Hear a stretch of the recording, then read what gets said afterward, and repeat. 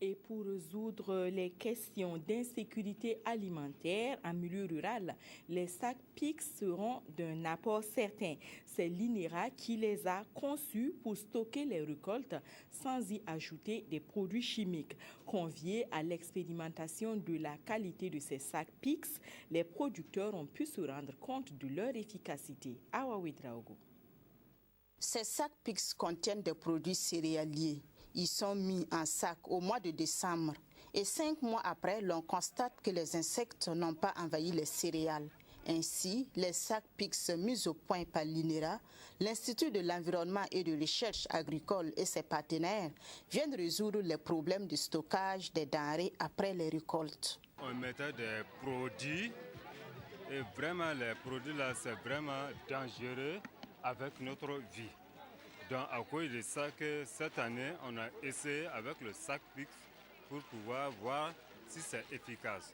Mais aujourd'hui on a vu depuis qu'on a attaché, eux on regardait, mais aujourd'hui on a vu rien n'a été fait.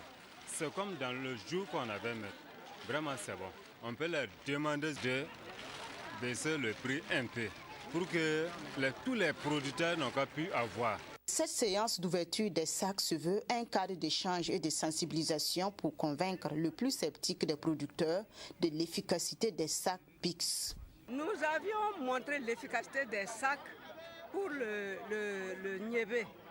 Mais maintenant, nous voulons montrer que le même sac peut conserver d'autres denrées comme le maïs, le mil, le sorgho. Vous avez tout vu ici, l'arachide, le sésame, tout. Ça peut tout conserver.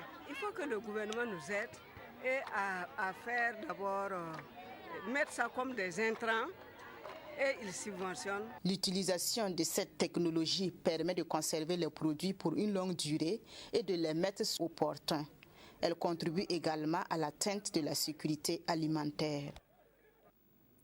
L'Organisation des Nations Unies pour l'alimentation et l'agriculture continue sa lutte afin d'offrir aux réfugiés de Goudébou de meilleures conditions de vie. Après leur avoir offert 300 tonnes d'aliments bétail, la FAO leur a construit avec l'appui du gouvernement italien des infrastructures agro-pastorales. Joseph Bambara. Nous sommes à Danchadi sur le site du boulet agro-pastoral.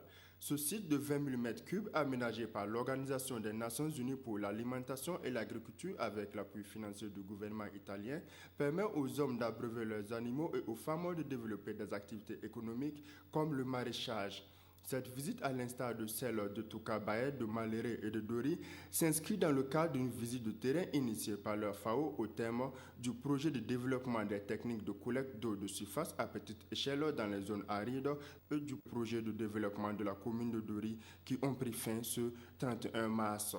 Et la visite de terrain de ce matin participe de cet atelier pour permettre aux participants de voir ce qui a été fait sur le terrain, mais également d'échanger avec les bénéficiaires. Ces projets qui concernent le Burkina Faso et la Tunisie, financés à hauteur de 8 milliards de francs CFA, permettent d'améliorer la vie des populations.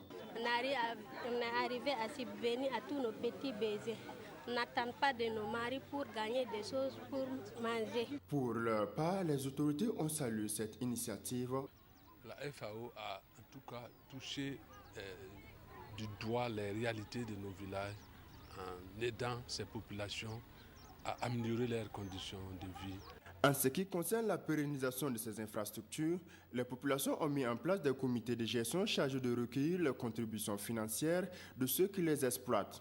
En plus de cela, le directeur régional de l'agriculture promet l'accompagnement technique de son département.